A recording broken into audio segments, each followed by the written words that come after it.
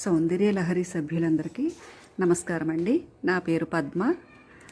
మేము గాజువాకలో ఉంటామండి. ఈరోజు నేను చెప్పబోయే అంశము తత్వమసి దాని గురించండి. మనకంటే గొప్పవారిని పెద్దలను చూసినప్పుడు వారికి చిరునవ్వుతో నమస్కారం చేస్తాం. ఇది భారతీయులకు మాత్రమే సొంతమైన విశిష్ట ఆచారం. ప్రతి హిందువు జీవితంలో నమస్కారం ఓ అంతర్భాగం. నిద్ర మేల్కోగానే భూమాతకు, తల్లిదండ్రులు, సూర్యభగవానుడు, గురువులు, కుల ఇష్ట దైవాలకు నమస్కారం చేసి బయట ప్రపంచంలోకి అడుగు పెడతారు. అలాగే పెద్దలు కనపడితే నమస్కరించి చిరునవ్వుతోనే పలకరిస్తాం. ఇది మన హిందూ ధర్మానికి మాత్రమే సొంతమైన విశిష్ట ఆచారం. మన పెద్దలు ఎందుకు ఈ సంప్రదాయాన్ని ప్రవేశపెట్టారో కానీ ఎప్పుడైనా ఆలోచించారా? వారు ఏం చేయించినా అందులో నిగూఢమైన వైదిక ఉపనిషత్తు పురాణ వాజ్మయ సారంతో ముడిపడే ఉంటుంది. రెండు చేతులు జీవాత్మ పరమాత్మలకు సంకేతం. ఆ రెండూ కలవడం, జీవాత్మని పరమాత్మతో ఐక్యం చేయడం, అదే మన జీవితకాలపు లక్ష్యం. ఎదుట ఉన్న వ్యక్తులకు నమస్కారం చేసేటప్పుడు రెండు చేతులను ఒకదానికొకటి ఎదురెదురుగా కలుపుతాం. అంటే నీలోని ఆత్మ నాలోని ఆత్మ ఒక్కటే అని చెప్పడం.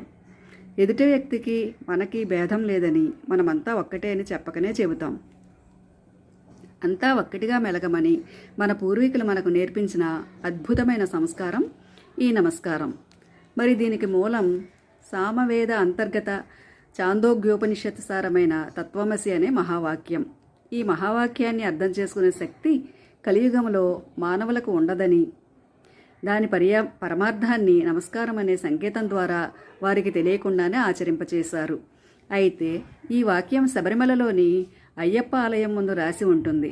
41 రోజులు కఠోర దీక్ష చేసి పవిత్రమైన ఇరుముడిని శిరస్సున పెట్టుకుని పావన పదునెట్టాంబడి ఎక్కగానే భగవంతుడి కన్నా ముందే దర్శనమిచ్చే మహావాక్యం తత్వమసి. అంటే భక్తితో స్వామికి నమస్కరించకముందే నమస్కారానికి మూలమైన తత్వమసి మహావాక్యం మనకు దర్శనమిస్తుంది.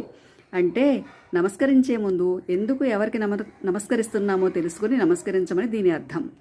తత్వమసి అనేది సంస్కృత పదం. తత్ ప్లస్ త్వం ప్లస్ అసి అని 3 పదాల కలయికే తత్వమసి. తత్ అంటే అది, త్వం అంటే నీవై, అసి అంటే ఉన్నావు, అది నీవై ఉన్నావు అనేది తత్వమసి వాచకానికి అర్థం. మాల ధరించి మండల కాలం పాటు దీక్ష చేసి కొండ కోనలు దాటి పావన పదునెట్టాంబడి ఎక్కి ఏ పరబ్రహ్మతత్వాన్ని చూడాలని వచ్చావో అది నీవై ఉన్నావు, నీలోనే పరమాత్మ అంతర్యామియే ఉన్నాడని తెలియచేస్తుంది. అందరికీ అంతర్ముఖంగా పరమాత్మ సాక్షాత్కారం కలిగించే ప్రక్రియ నీవు. మండల కాల బ్రహ్మచర్య దీక్ష అనే ఆత్మప్రబోధను కలిగించి అందరిలోనూ స్వామయ్యప్పను దర్శించేలా మానవాళిని తీసుకెళ్లే సత్ప్రబోధమే తత్వమసి. అందుకే పదినెట్టంపడి ఎదురుగా సన్నిధానం పై భాగాన అందరికీ కనిపించేలా దీన్ని లిఖించారు. అంచెలంచెలుగా మెట్టుమెట్టుగా ఒక్కొక్క సంవత్సరం కామ క్రోధ లోభ మద మాత్సర్యాల్లాంటి 18 అజ్ఞాన స్థితులను ఛేదించుకుంటూ వెళ్తే కొన్నాళ్లకు తత్వమసి పరమార్థం ప్రతి ఒక్కరికి సాక్షాత్కరిస్తుంది. సర్వం శ్రీకృష్ణార్పణమస్తు. ఈ అవకాశం ఇచ్చిన మన భారతి గారికి నా ధన్యవాదాలండి. నమస్కారం అమ్మా, ఉంటాను.